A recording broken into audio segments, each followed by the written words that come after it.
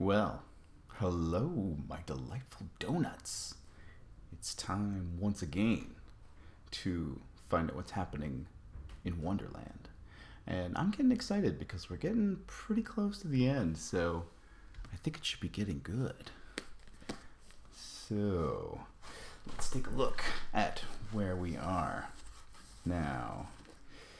Ooh, right, okay, so let's take a look at where we were first. Last thing we did. Alright. The Beautiful Soup song. And there was a griffin with the mock turtle. And the griffin grabbed Alice and ran off with her somewhere. And that was what happened last. And now we are in chapter 11. Who stole the tarts? The King and Queen of Hearts were seated on their throne when they arrived, with a great crowd assembled about them, all sorts of little birds and beasts, as well as the whole pack of cards.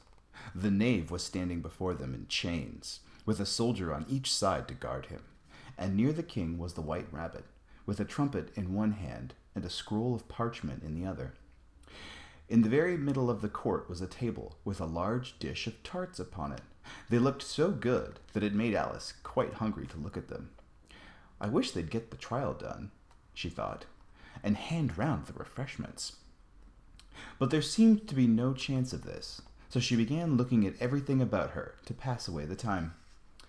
Alice had never been in a court of justice before, but she had read about them in books, and she was quite pleased to find that she knew the name of nearly everything there.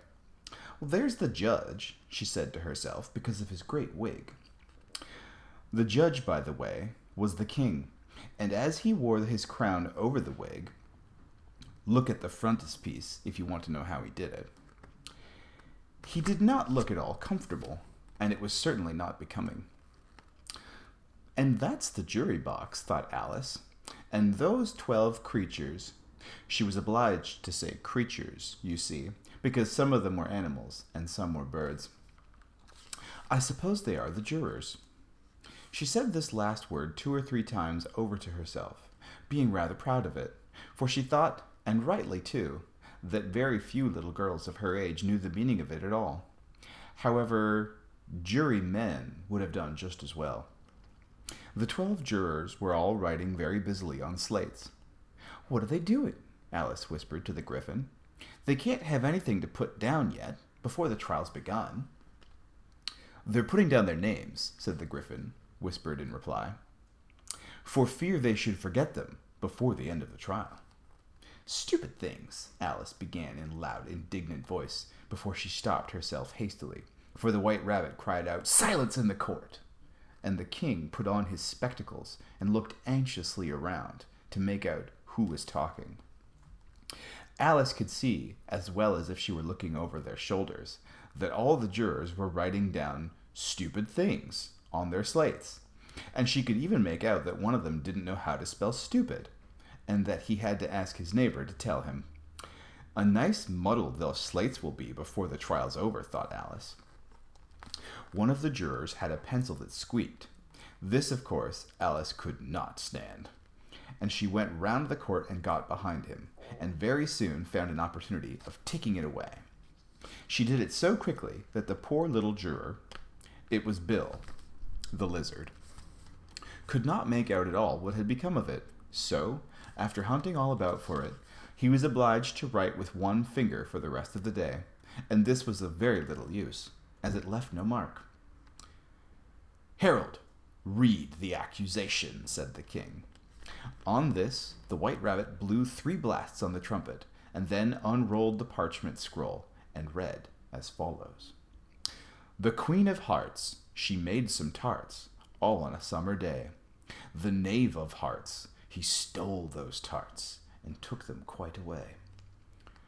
"Consider your verdict," the king said to the jury. "Not yet, not yet," the rabbit hastily interrupted. "There's a great deal to come before that."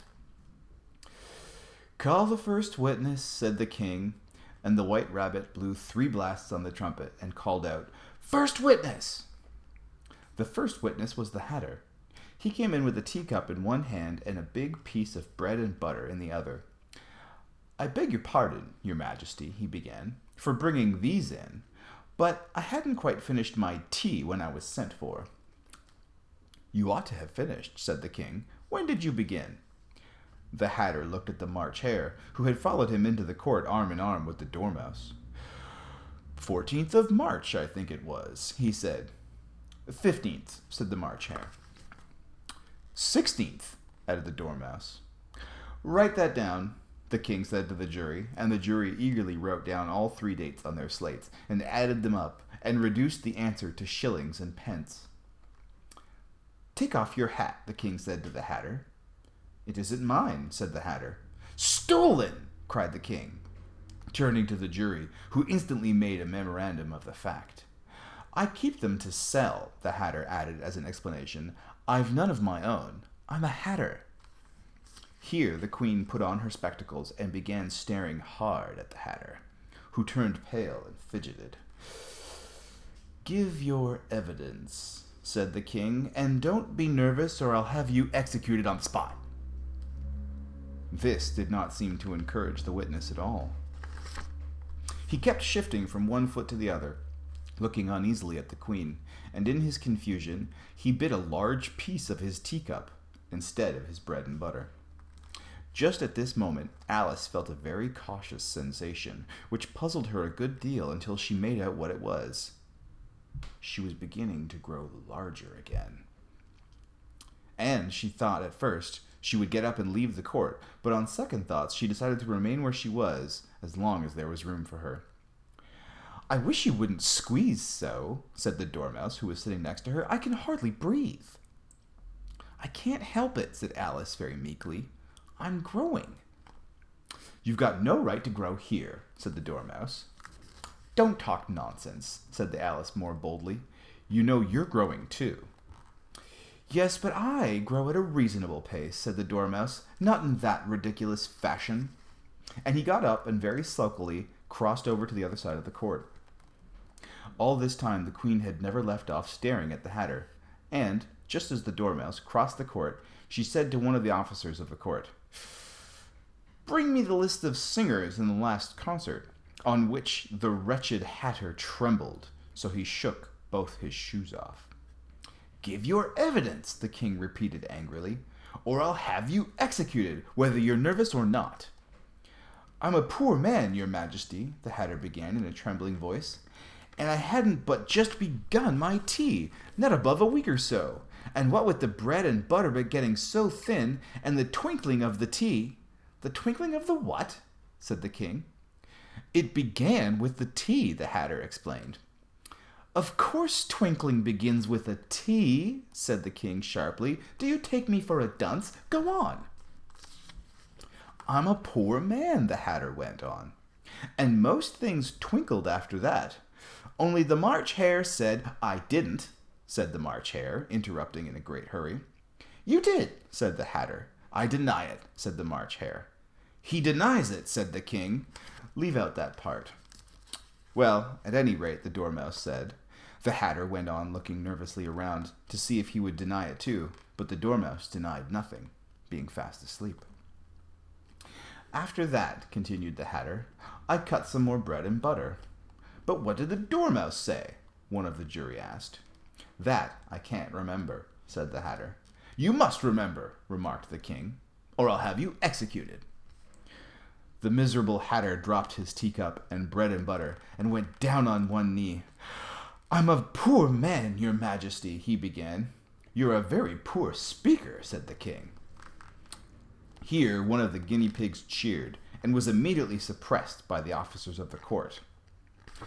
As that is rather a hard word, I will just explain to you how it was done.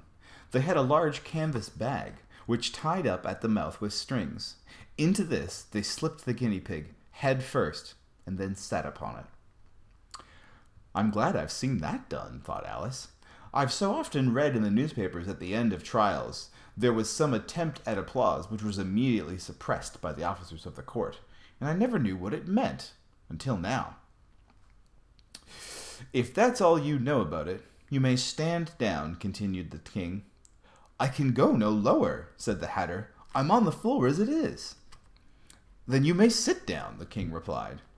Here the other guinea pig cheered, and was suppressed. Come, that finishes the guinea pigs, thought Alice. Now we shall get on better. I'd rather finish my tea, said the Hatter with an anxious look at the Queen, who was reading the list of singers. You may go, said the king, and the Hatter hurriedly left the court, without even waiting to put his shoes on. And just take his head off outside, the Queen added to one of the officers, but the Hatter was out of sight before the officer could get to the door. Call the next witness, said the king. The next witness was the Duchess's cook. She carried the pepper box in her hand, and Alice guessed who it was even before she got into the court, by the way the people near the door began sneezing all at once. Give your evidence, said the king. Shan't, said the cook. The king looked anxiously at the White Rabbit, who said in a low voice, Your Majesty must cross-examine this witness. Well, if I must, I must, the king said with a melancholy air, and after folding his arms and frowning at the cook till his eyes were nearly out of sight, he said in a deep voice, What are the tarts made of? Pepper, mostly, said the cook. Treacle, said a sleepy voice behind her. Collar that dormouse, the Queen shrieked. Behead that dormouse. Turn that dormouse out of court. Suppress him. Pinch him. Off with his whiskers. For some minutes the whole court was in confusion getting the dormouse turned out, and by the time they had settled down again, the cook had disappeared. Never mind, said the king with an air of great relief. Call the next witness. And he added in an undertone to the Queen, Really, my dear, you must cross-examine the next witness. It quite makes my forehead ache. Alice watched the White Rabbit as he fumbled over the list, feeling very curious to see what the next witness would be like. For they haven't got much evidence yet, she said to herself.